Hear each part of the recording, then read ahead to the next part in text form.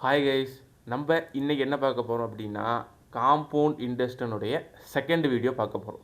நம்ம இதுக்கு முன்னாடி பார்த்த செம்மில் என்னென்னு பார்த்தோம், காம்பவுண்ட் இன்ட்ரெஸ்ட்னால் என்ன அப்படின்னு ஒரு பேசிக்காக ஒரு ஐடியா பார்த்தோம். காம்பவுண்ட் இன்ட்ரெஸ்ட்னால் என்ன அப்படின்னு ஒரு பேசிக்காக ஒரு ஐடியா பார்த்ததுக்கப்புறம் என்ன பண்ணோன்னா, நம்ம அந்த ஃபார்முலாவோட ஸ்ட்ரக்சர் எப்படி இருக்குன்னு பார்த்தோம். அதிலேருந்து இன்ட்ரெஸ்ட் கண்டுபிடிக்கணும்னா என்ன பண்ணணும், நம்ம அமௌண்ட்டு கண்டுபிடிச்சி அமௌண்ட்டிலேருந்து பிரின்சிபலை கழிச்சா இன்ட்ரெஸ்ட் கண்டுபிடிச்சிருப்போம் 2. அப்புறம் நம்ம அமௌண்ட்டு மட்டுமே கண்டுபிடிக்கிறத பார்த்தோம் 3. அடுத்து நம்ம ரேட் ஆஃப் இன்ட்ரெஸ்ட் கண்டுபிடிக்கிறது பார்த்தோம். இதில் எல்லாமே நம்ம இயர்லி வருஷ கணக்கு தான் பார்த்தோம். நமக்கு காம்பவுண்ட் இன்ட்ரெஸ்ட் இன்னொரு டாபிக் இருக்குது. Compounded yearly, compounded of yearly, compounded quarterly அப்படின்னு அர்த்தம். காம்பவுண்டட் இயர்லி, காம்பவுண்டட் குவார்ட்டர்லினா என்னன்னு புரிஞ்சுக்கோங்களேன். ஃபார் எக்ஸாம்பிள் வந்து காம்பவுண்டட் இயர்லி அப்படின்னா, காம்பவுண்டட் ஆஃப் இயர்லினா என்ன அர்த்தம்னா, காம்பவுண்டட் ஹாஃப் இயர்லி அதுக்கும்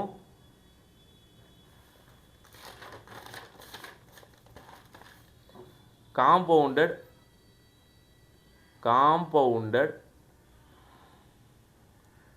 குவார்ட்டர்லிக்கு என்ன வித்தியாசம் அப்படிங்கிறத புரிஞ்சுக்கோங்க.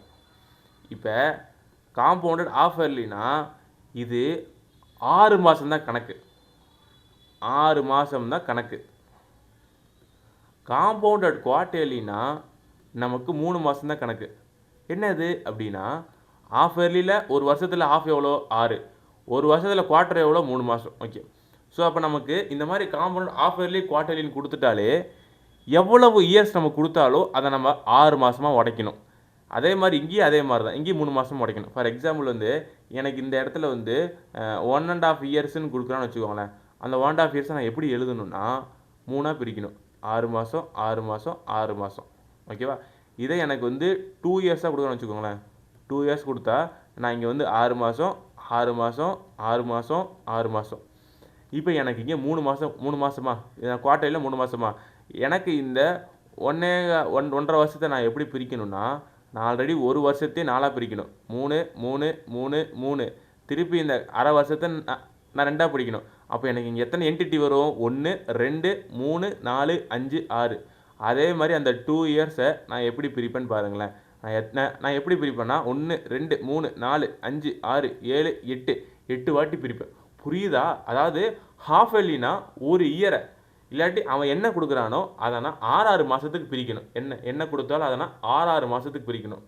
இதுவே குவார்ட்டர்லினா அவன் எனக்கு என்ன கொடுத்தாலும் அதை நான் 3 மாதத்துக்காக பிரிக்கணும். ஓகே, இப்போ இன்னொரு விஷயமா இருக்குது, நமக்கு எப்பயுமே கொஸ்டினில் ரேட் ஆஃப் இன்ட்ரெஸ்ட் வந்து ஒரு வருஷத்துக்கான ரேட் ஆஃப் இன்ட்ரெஸ்ட் தான் கொடுப்போம்.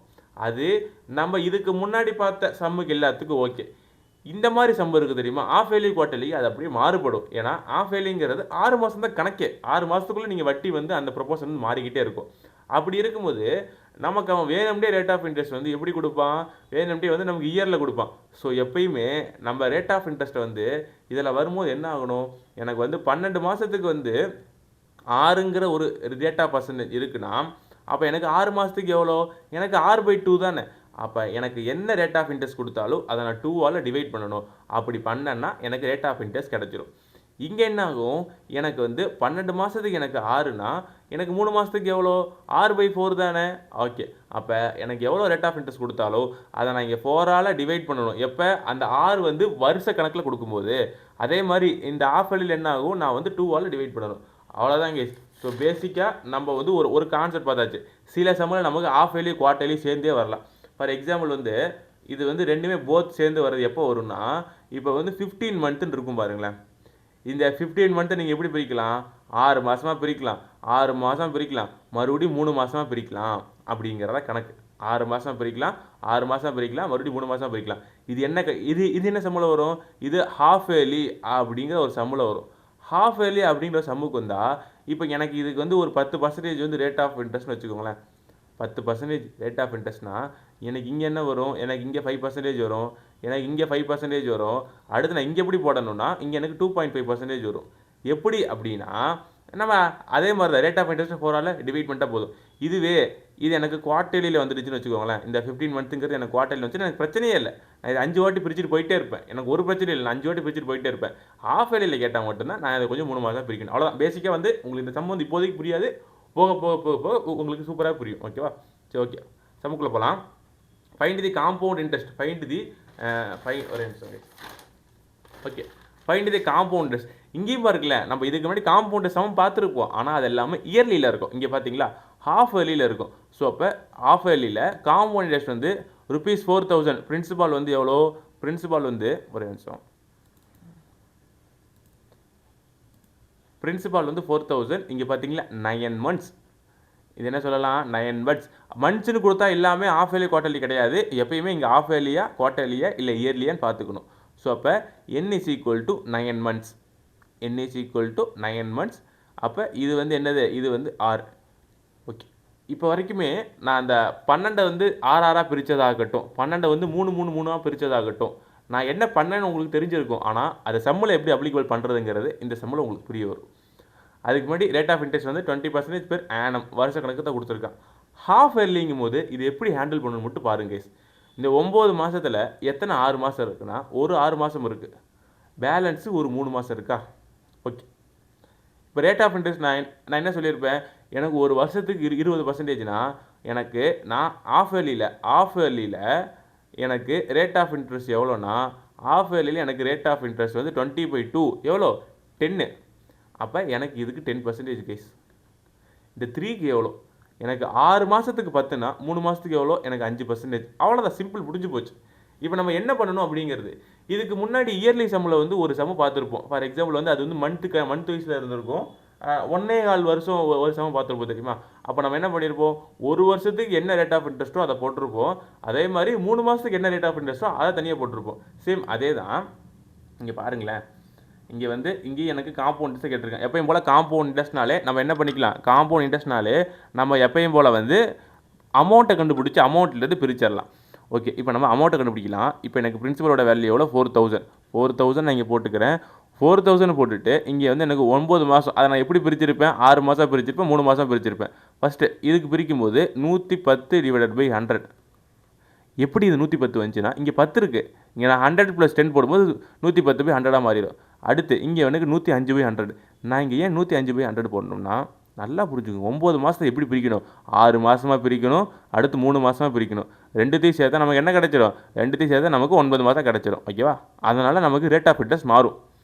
என்னடா நம்ம இதுக்கு முன்னாடி 10 சம்பளம் நம்ம இயர் வைஸில் தானே போட்டோம், அப்படி நம்ம இந்த ஆஃபரே நம்ம இப்படி தான் போடணும்.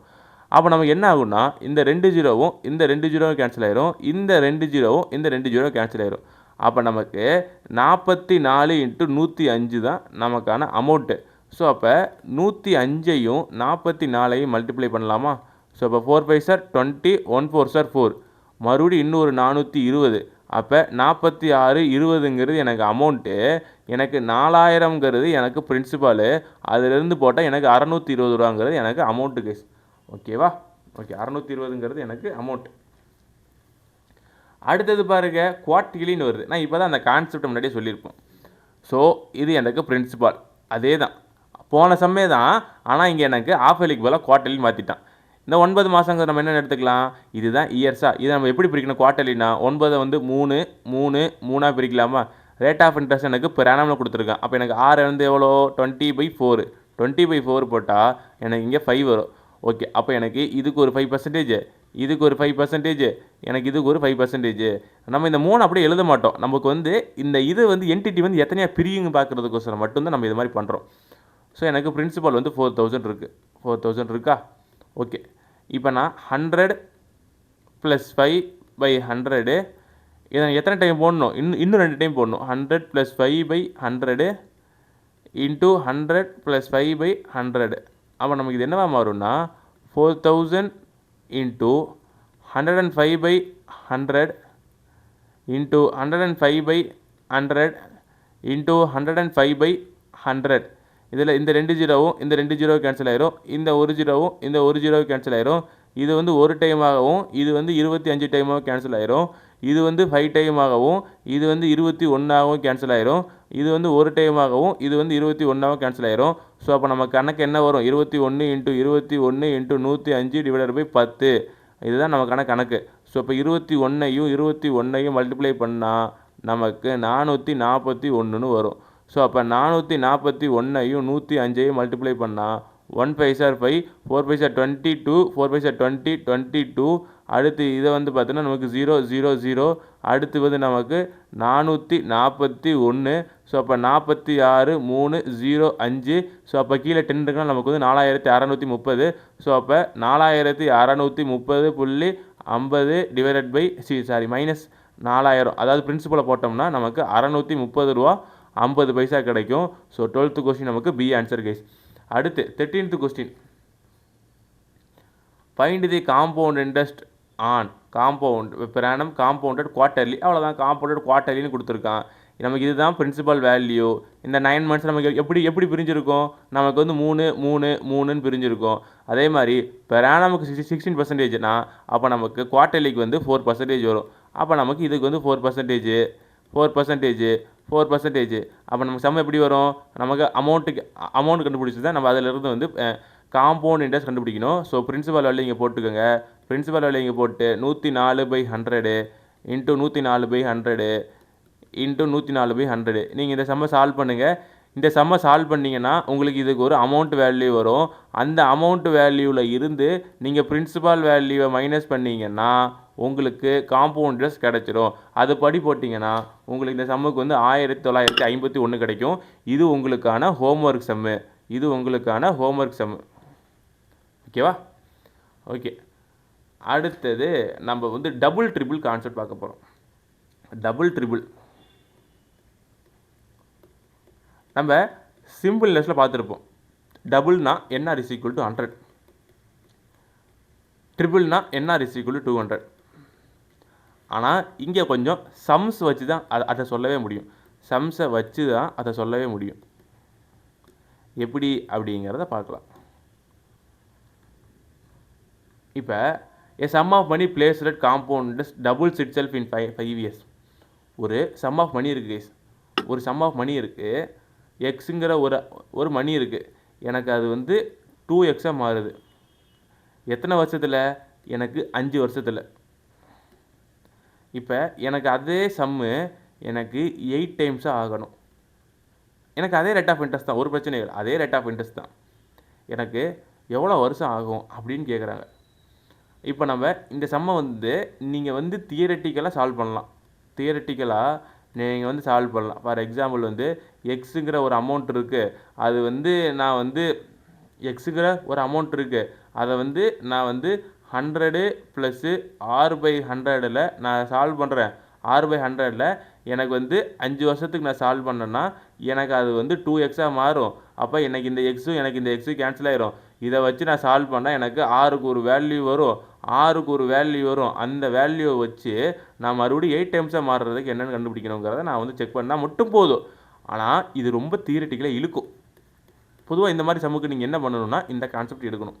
என்னென்னா அது 8x மாறுறதுக்கு எனக்கு எவ்வளோ ஆகும், எத்தனை இயர்ஸ் ஆகும் அப்படின்னு கேட்பாங்கன்னா நீங்கள் என்ன பண்ணணுன்னா நீங்கள் இதை ரெண்டையுமே வந்து சமப்படுத்தணும். எப்படின்னா இந்த 8 வந்து இந்த 2ஓட மல்டிபிள் ஆக்கணும், இந்த 2ஓட பவர் வேல்யூ ஆக்கணும். ஸோ நமக்கே தெரியும் 8ங்கிறது என்னது, 2 கியூப்னு அர்த்தமா. ஸோ 2 கியூபு, இங்கே 2 இருக்குது.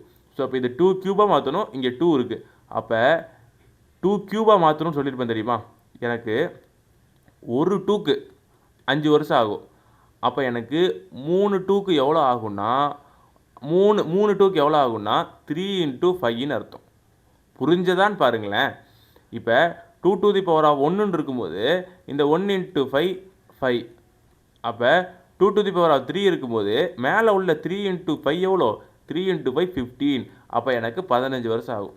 இதை நான் அடுத்த சம் சால்வ் பண்ணுறேன் உங்களுக்கு. அப்போ கொஞ்சம் கிளாரிட்டி வந்து இன்னும் கொஞ்சம் அதிகமாக கிடைக்கும். இப்போ அதே சம் ஆஃப் மணி வந்து காம்பவுண்ட் இன்ட்ரெஸ்ட்டாக தான் கொடுக்குறான். நல்லா பாருங்கள், காம்பவுண்ட் இன்ட்ரெஸ்ட்டு. நீங்கள் நிறையா பேர் என்ன பண்ணுவீங்கன்னா சிம்பிள் இன்ட்ரெஸ்ட் வீடியோ பார்த்துட்டு உங்களுக்கு சிம்பிள் இன்ட்ரெஸ்ட் வீடியோ சூப்பராக வரும். காம்பவுண்ட் இன்ட்ரெஸ்ட் வீடியோ பார்த்துட்டு உங்களுக்கு காம்பவுண்ட் இன்ட்ரெஸ்ட் சூப்பராக வரும். ஆனால் சிம்பிள் இன்ட்ரெஸ்ட்டையும் காம்பவுண்ட் இன்ட்ரெஸ்ட்டையும் ஒன்றா வச்சா நீங்கள் கேட்குற ஒரே கேள்வி என்னென்னா நான் ஐடென்டிஃபை பண்ணுறதுங்கிறது. நல்லா புரிஞ்சுக்கோங்க, ரெண்டுத்துலேயுமே சிம்பிள் இன்ட்ரெஸ்ட்னா சிம்பிள் இன்ட்ரெஸ்ட்னு கொடுத்துருப்பாங்க, காம்பவுண்ட் இன்ட்ரெஸ்ட்னா காம்பவுண்ட் இன்ட்ரெஸ்ட்னு கொடுத்துருப்பானுங்க. ஆனால் சிம்பிள் இன்ட்ரெஸ்ட்னு கொடுக்காம அந்த இடத்துல காம்பவுண்ட் இன்ட்ரெஸ்ட்டு கொடுக்கணும்னு வச்சுக்கோங்களேன், அது 99% வந்து நம்ம கண்டிப்பாக சிம்பிள் இன்ட்ரெஸ்ட்டாக தான் இருக்கும். ஆனால் இந்த மாதிரி சமயம் நம்ம காம்பவுண்ட் இன்ட்ரெஸ்ட் கொடுத்துருவோம். ஸோ நல்லா பாருங்களேன், ஒரு சம் ஆஃப் மணி வந்து டபுள் ஆகுது. எத்தனை வருஷத்தில்? 4 வருஷத்தில். அப்போ நம்ம இதை எப்படி எழுதலாம், ஒரு சம் ஆஃப் மணி டபுள் ஆகுது எத்தனை வருஷத்தில்? 4 வருஷத்தில். இப்போ எனக்கு அதே பணம் 8 மடங்கு ஆகிறதுக்கு எவ்வளோ ஆகுதுன்னு கேட்குறான். 8 மடங்கு ஆகுது. 8 மடங்கு ஆகிறதுக்கு நம்ம இது எப்படி எழுதணும்? நம்ம இதை 2 கியூப் எக்ஸ்ன்னு எழுதலாமா? ஏன்னா நம்ம 2ஓட மல்டிபிள் எழுதுற மாதிரி. அப்போ எனக்கு 1x வந்து எனக்கு வந்து 4 வருஷம் ஆகுதுன்னா, அப்போ எனக்கு 2 கியூப் எக்ஸ் வந்து எனக்கு என்ன ஆகணும்னா, எனக்கு 3 × 4 = 12. இதனுடைய பவர் வேல்யூவையும் எனக்கு ஃபஸ்ட்டு எவ்வளோவா மாறுதோ எனக்கு அதையும் மல்டிப்ளை பண்ணால் மட்டும் போதும். நீங்கள் இந்த சம்மில் ஒரு புழக்கப்படுத்தினா மட்டும்தான் திடீர்னு உங்களுக்கு இந்த 12 இயர்ஸை கொடுத்துருவான். 12 இயர்ஸை கொடுத்துருவான். நான் நமக்கு வந்து இந்த இடத்துல இதை கண்டுபிடிக்கவோ இல்லை இதை கண்டுபிடிக்கவோ விட்டுருவான். ஸோ அப்போ என்ன பண்ணணும், நம்ம இதில் வந்து எப்போயுமே கேர்ஃபுல்லாக இருந்துக்கணும். ஓகேங்களா? ஸோ 15th கொஸ்டின் நமக்கு சி ஆன்சர் கைஸ். ஓகே, அவ்வளோதான். நம்ம டபுள் ட்ரிபிள் ஆன்சர் முடிச்சாச்சு. இப்போ என்ன ஆகும்னா x1 × t1 years, x2 × t2 years. இப்போ வந்து ஒரு பிரின்சிபால் இருக்குது. ஃபார் எக்ஸாம்பிள் வந்து எனக்கு 1000 ரூபான்னு இருக்குது. அதை நான் வந்து 1% வட்டிக்கு விடுறேன். அப்படி விடும்போது எனக்கு 3 வருஷத்தில் எனக்கு அது அசலும் இதுவும் சேர்ந்து எனக்கு எவ்வளோ அமௌண்ட் ஆகும்னா 3000 ஆகும். அதுவே எனக்கு 5 வருஷத்தில் 7343 ரூபா ஆகும் அப்படின்னு சும்மா நான் பேசிக்காக வச்சுக்கிறேனே. அப்போ எனக்கு இதுலேருந்து அவன் என்ன கேட்பான், எனக்கு இந்த வேல்யூவே கொடுக்காம வந்திருப்பான். கொடுக்காம விட்டுட்டு எனக்கு வந்து a sum of money becomes 3000 after 3 years and the same sum of money becomes 7343 after 5 years. Find the sum. So இந்த மாதிரி சம்மு கொடுத்துட்டு நமக்கு வந்து என்ன கேட்பான், ஃபைண்ட் தி சம்மு, அதாவது பிரின்சிபல் கேட்பான். ஃபைண்ட் தி சம்மு இல்லாட்டி find the rate of interest, இதெல்லாம் நம்மக்கிட்ட கேட்பான். Find the rate of interest இதெல்லாம் நம்மக்கிட்ட கேட்பான். ஓகே, இந்த மாதிரி சம்ம நம்ம சால்வ் பண்ணலாம். எப்படி சால்வ் பண்ணலாம் பாருங்களேன். ஒரு சம் ஆஃப் மணி இருக்குது, அதை நான் காம்பவுண்ட் இன்ட்ரெஸ்ட்டில் விடுறேன். காம்பவுண்ட் இன்ட்ரெஸ்ட்டில் விடும்போது எனக்கு அது 2 வருஷத்தில் 4624 ரூபா கொடுக்கும். அதே மாதிரி எனக்கு 3 வருஷத்தில் 4913 ரூபா கொடுக்கும். 4913 ரூபா கொடுக்கும். ஓகேவா? எனக்கு எவ்வளோ கொடுக்கும்? 4913 ரூபா கொடுக்கும். நம்ம இந்த கான்செப்டோட அடுத்த கிளாஸ் வந்து முடிக்கலாம். சரி, ஓகே. 4913 ரூபா வந்து எனக்கு 3 வருஷத்தில் கொடுக்கும். இப்போ எனக்கு சம் ஆஃப் மணி கேட்குறான். ஸோ கேர்ஃபுல்லாக ஹேண்டில் பண்ணுங்கள். ஒரு சம் ஆஃப் மணி எனக்கு பிரின்சிபால் தான் கேட்குறான். பிரின்சிபால் நம்ம எப்படி பண்ணணும்? அமௌண்ட்டோட ஃபார்முலா என்ன? Principal into 1 + r/100 whole power n தான் நமக்கு அமௌண்ட்டு. ஓகே, நம்ம அதை எழுதிக்கலாம். ஃபஸ்ட்டு கண்டிஷன் இதை கொடுத்துருக்கானா? ஃபஸ்ட்டு கண்டிஷன் என்ன? ஃபஸ்ட்டு கண்டிஷனோட பிரின்சிபால் நமக்கு தெரியாது, ஆனால் நமக்கு அதனுடைய ஆர் வேல்யூ தெரியாது. அப்போ நம்ம மறுபடியும் என்ன பண்ணுறோம், 1/r/100 போட்டுக்கிறேன். எண்ணுக்கு பதிலாக நான் 2 இயர்ஸ்னு போட்டுக்கிறேன். ஏன்னா அவன் கொடுத்துட்டான். 2 இயர்ஸ் போடும்போது நமக்கு எவ்வளோ வரும் அப்படிங்கிறத பாருங்களேன். 2 இயர்ஸ் வர்றது அப்படின்னு நம்ம போட்டோம்னா நமக்கு 4624 ரூபா கிடைக்கும். செகண்ட் கண்டிஷன் எடுத்து எழுதுங்க. செகண்ட் கண்டிஷன் என்னது? எனக்கு பிரின்சிபல் வேல்யூ தெரியும். அதே மாதிரி 1 + r/100 ஸ்கொயருக்கு பதிலாக இங்கே 3 வரும். ஏன்னா 3 வருஷம். ஸோ 3 வருஷத்துக்கு போடும்போது எனக்கு அது 4913 ரூபா வரும். 4913 ரூபா வரும். நல்லா பார்த்தீங்கன்னா இது 2 ஈக்குவேஷன் நான் எழுதிட்டேன். இப்போ நம்ம என்ன பண்ணணும் அப்படின்னா, பெரிய வேல்யூவை சின்ன வேல்யூவால் டிவைட் பண்ண கற்றுக்கணும். ஸோ எப்படி போடுறேன்னு பாருங்களேன். இப்போ 2/1 போடுங்க. 2/1 போடும்போது நமக்கு அதாவது என்ன பண்ணலாம், இந்த 2 என்ன இருக்குது, p × 1 + r/100. அப்போ இது 3 மாறும். அப்போ இங்கே நமக்கு என்னவா மாறும், 4913 வரும். கீழே டிவைடட் பை p × 1 + r/100 இங்கே ஹோல் ஸ்கொயராக மாறும். மாறுச்சுன்னா நமக்கு 4624 மாறும். நமக்கு இந்த பியும் கேன்சல் ஆயிரும். இங்கே பாருங்களேன், இதை நம்ம ஏன்னு வச்சுக்கலாமா? ஸோ ஏன்னு வச்சுக்கிட்டா a⁴, a⁴2ன்னு வச்சுக்கிட்டா இந்த 2 மேலே போச்சுன்னா 3 - 2 மாறும். அப்போ a 1 மாறிடுமா? சரி, அதான் நம்ம அடித்து விட்டுக்கலாம். அடித்து விட்டால் நமக்கு என்ன வரும்னு மட்டும் பாருங்களேன். 1 + r/100 1 + r/100 = நமக்கு என்னது, நமக்கு வந்து 4913 / 4624. ஆக்சுவலாக இந்த சம்மில் உங்களுக்கு எதுக்கு மார்க்குனாலே இந்த 4913 4624 நீங்கள் எப்படி சால்வ் பண்ணுறீங்க அப்படிங்கிறத கணக்கு. ஸோ பேசிக்காக எனக்கு 4913 4624 எனக்கு எதில் டிவைட் ஆகணும்னு தெரியணும். நீங்கள் வந்து எதில் டிவைட் ஆகணும், நீங்கள் வந்து மற்ற 17 table 19th table 23rd table எல்லாத்தையும் ஞாபகம் வச்சுக்கணும்னு அவசியம் கிடையாது. பேசிக்காக நம்ம HCF கான்செப்டே நம்ம சால்வ் பண்ணால் போதும். என்ன பண்ணலாம், 4913 4624 டிவைட் பண்ணுங்கள். ஒரு டைம் போட்டால் 4624, அடுத்து 4624 நமக்கு கிடைக்கிறது 223. அதுக்கப்புறம் நமக்கு இந்த 4624 சால்வ் பண்ணும்போது ஒரே ஒரு நிமிஷம் கைஸ்.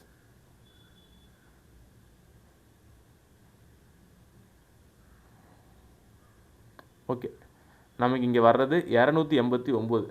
இந்த 289 நம்ம இங்கே 15 டைம் போட்டோம்னா நமக்கு 4335 வரும்.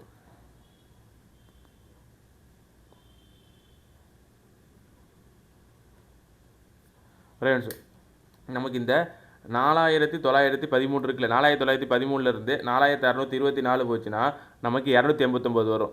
அந்த 289 ஒரு 15 டைம் போகும்போது 4335 வரும். இப்போ இந்த 4624 நம்ம 4335 கழிச்சோம்னா ஒரு 289 வரும்.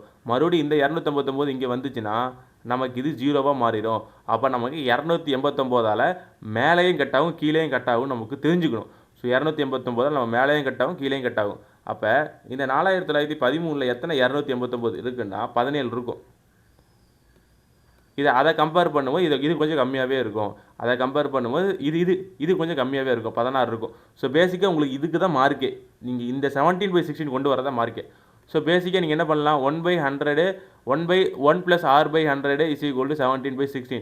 இல்லை நான் உடனே நான் r வழி கண்டுபிடிப்பேன், இதை நான் அப்படியே அங்கிட்ட இங்கிட்ட மாற்றுறேன், ஒன்றுமே பண்ண வேணாம். இதை நம்ம அப்படியே வச்சுக்கலாம். 1 + r/100 = 17/16. இப்போ எனக்கு ரேட் ஆஃப் இன்ட்ரெஸ்ட் கேட்டால் நம்ம அந்த மாதிரி குளறுபடிகள் பண்ணணும். இப்போ அவன் எனக்கு சமம் மட்டும் தான் கேட்டிருக்கான். நல்லா பாருங்களேன், இந்த ஈக்குவேஷன் அப்படியே எடுத்துக்கோங்க. p + 1/r p + 1 + r/100 2 = 4060. இது 24. என்ன சொல்லியிருக்கானுங்க, p + 1 + r/100 2 = 4624. நான் இந்த 1 + r/100க்கு தான் நான் கண்டுபிடிச்சிருக்கேன். அப்போ நான் என்ன பண்ணுறேன், p + 17² / 16². p ப்ளஸ் இல்லை, p × 17² × 16², 4624. இப்போ தான் பார்த்தோம் நமக்கு 17² என்ன அர்த்தம். நமக்கு 17²னா 17 நீங்கள் ஸ்கொயர் பண்ணுங்களேன். 17 நீங்கள் ஸ்கொயர் பண்ணால் நமக்கு 289 வரும். ஸோ 289 வரும். அந்த 289 வச்சு நம்ம 4224 அடித்தோம்னா 16 டைம் அடிப்படும். அப்போ p = இங்கே ஒரு 16 இருக்குது, இந்த 16² இங்கிட்டு போயிடும். ஸோ இப்போ 16² மாறிடும். ஸோ அப்போ இங்கே நமக்கு இங்கே 16ஓட க்யூப் வேல்யூ கண்டுபிடிச்சாலே போதும், நமக்கு ஆன்சர் கிடச்சிரும் 4096. இந்த சம் உண்மையாலுமே ஒரு டிஃபிகல்ட்டான சம்மு தான். இதில் நமக்கு ஸ்கொயர் வேல்யூ கண்டுபிடிக்கணும். அதே மாதிரி வேறு என்ன கண்டுபிடிக்கணும், பேசிக்காக டிவிஷனு எல்லாமே கொஞ்சம் பக்காவாக பண்ணணும். இல்லாட்டி நமக்கு இந்த சம் காலவாரி விட்டுரும். ஸோ பேசிக்காக நீங்கள் இதை மட்டும் கொஞ்சம் கேர்ஃபுல்லாக இந்த சமம் மறுபடியும் உங்களுக்கு ஏற்ற மாதிரி மாற்றிக்கோங்க. நான் என்ன பண்ணியிருக்கேன், நான் பிரின்சிபலோட வேல்யூ கொடுத்துருக்கேன். அதே மாதிரி எனக்கு அமௌண்ட்டுங்கிற நான் அந்த ஈக்குவேஷன் அப்படியே எடுத்து எழுதிட்டேன். தனித்தனியாக ஈக்குவேஷனை எடுத்து எழுதிட்டேன். அதுக்கப்புறம் நான் செகண்ட் ஈக்குவேஷன் ஃபஸ்ட் ஈக்குவேஷனில் டிவைட் பண்ணுறேன். எனக்கு அப்போ நான் 1 + r/100க்கு ஒரு வேல்யூ நான் கண்டுபிடிக்கணும். அந்த வேல்யூவை கொண்டு போய் நான் சப்ஸ்டியூட் பண்ணால் போதும், எனக்கு பிரின்சிபலோட வேல்யூ கிடச்சிடும். இந்த சம் பாருங்களேன், ஒரு சம் ஆஃப் மணி 1380 அப்படின்னு மாறுது. எப்போ 3 இயர்ஸில். அதே மாதிரி 2070 6 வருஷத்தில் மாறுது. இப்போ நீங்கள் இதை என்ன பண்ணலாம், ஃபஸ்ட்டு நான் இதை எடுத்து எழுதிக்கிறேனே, இதை நான் ஃபஸ்ட் ஈக்குவேஷனாக எழுதிக்கிறேன். என்ன பண்ணுறேன்னா, ஒரு பிரின்சிபால் இருக்குது, எனக்கு ஒரு ரேட் ஆஃப் இன்ட்ரெஸ்ட்டில் எனக்கு 6 வருஷம் போகும்போது எனக்கு அது எவ்வளோ கொடுக்குது, 20,070 கொடுக்குது. இது என்ன பண்ணலாம், எனக்கு சேம் அதே பிரின்சிபல் அதே ரேட் ஆஃப் இன்ட்ரெஸ்ட்டில் எனக்கு ஒரு 3 வருஷம் போகும்போது எனக்கு 13,380 கொடுக்குது. இப்போ நான் இதை எப்படி சால்வ் பண்ணணும்னா, இது எனக்கு செகண்ட் ஈக்குவேஷன். ஸோ எப்பயும் போல் 1/2 போட்டோம்னா p × 1 + r/100 6 = 20,070 divided by p × 1 + r/100 3 = 13,380.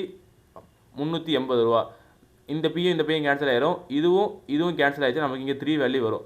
So அப்போ நமக்கு 1 + r/100 3 = 2007 / 1338. என்னடா பண்ணி வச்சுருன்னு கேட்டேன். நான் இதை கேன்சல் பண்ணிட்டேன். ஓகே, வழக்கம் போல் சொன்ன மாதிரி தான் இந்த சம மறுபடியும் நம்ம கிரிட்டிசைஸ் பண்ணி நம்ம குறைக்கணும். ஓகே, இங்கேயும் பாருங்களேன், இது நமக்கு 3 டேபிளில் கட் ஆகிற மாதிரி இதுவும் நமக்கு 3 டேபிளில் கட் ஆகிற மாதிரி இருக்குது. ஸோ 2007 நம்ம 3 டேபிளால் அடித்தோம்னா நமக்கு 669 வரும்.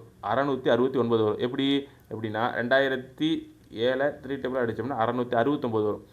ஸோ வந்து 20 வந்து 18 வந்து உள்ளுக்குள்ளே இருக்குமா, பேலன்ஸுக்கு 20 வந்தால் அதுவுமே ஒரு 6 மாறும், பேலன்ஸுக்கு 27 வந்து 9 மாறும். இது என்னவா மாறும்னா 4 3 சார் 12, 13 வந்து மறுபடியும் 4 3 சார் 12, 18 வந்து 6. ஸோ 669 446.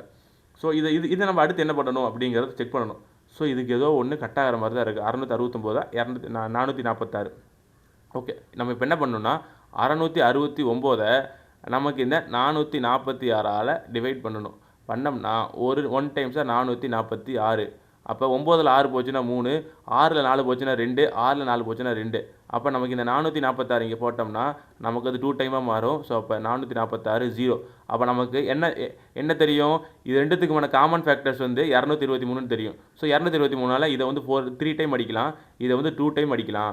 ஸோ நமக்கு என்ன தெரிய வந்துருச்சுன்னா நமக்கு இந்த 1 + r/100 ஹோல் கியூபுனுடைய வேல்யூ வந்து எனக்கு 3/2ன்னு தெரிஞ்சிருச்சு. அப்போ நான் இதை வச்சுட்டு என்ன பண்ணுறேன், எனக்கு இந்த ஈக்குவேஷன் இருக்குல்ல, இந்த ஈக்குவேஷன் அப்படியே எடுத்து எழுதுங்க. இந்த ஈக்குவேஷன் அப்படியே எடுத்து எழுதுனீங்கன்னா P × 1 + r/100 ஹோல் கியூப் = 13380. இப்போ நான் என்ன பண்ணிட்டேன், P × எனக்கு இந்த இதுக்கே நான் வேல்யூ கண்டுபிடிச்சிட்டேன், 3/2ன்னு போட்டேன். அப்போ எனக்கு 13380. இதை நான் 3 டேபிள் அடித்தேன்னா எனக்கு இது வந்து ஒரு 4 டைமு, அடுத்து எனக்கு இது ஒரு 4 டைமு, எனக்கு இது ஒரு 6 டைமு. அப்போ 4460 × 2 மாறிடும். ஸோ P = 4460 × 2 மாறிச்சுன்னா நமக்கு என்னவா மாறும்னா × 2 மாறிச்சு நமக்கு வந்து 8920 மாறும். ஸோ வந்து நமக்கு வந்து 17 செம்முக்கு சி ஆன்சர் கேஸ். 17 செம்முக்கு நமக்கு சி ஆன்சர். ஓகேவா? அதே மாதிரி இந்த சம் வந்து உங்களுக்கு சிம்பிள் இன்ட்ரெஸ்ட். இது வந்து நமக்கு என்ன தெரியும், இதை நான் வந்து எதுக்காக போட்டிருக்கேன்னா சிம்பிள் இன்ட்ரெஸ்ட் நம்ம இந்த மாதிரி பார்த்துருப்போம். என்னது 815 வந்து 3 வருஷத்துக்கும், 854 வந்து 4 வருஷத்துக்கும். அப்போ இடைப்பட்ட வருஷத்துக்கு எவ்வளோ, 814 815 கழிச்சா போதும். என்ன பண்ணலாம், 14 5 போச்சுன்னா 14 5 போச்சுன்னா எவ்வளோ, 14 5 போச்சுன்னா நமக்கு வந்து ஒரு 9 வரும். அடுத்து வந்து 4 1 போச்சு நமக்கு ஒரு 3 வரும். ஸோ 39. ஒரு வருஷத்துக்கு 39னா அப்போ எனக்கு 3 வருஷத்துக்கு எவ்வளோ, 3 9 சார் எனக்கு 27, 2 3 3 சார் 9, எனக்கு 11, 117 ரூபா.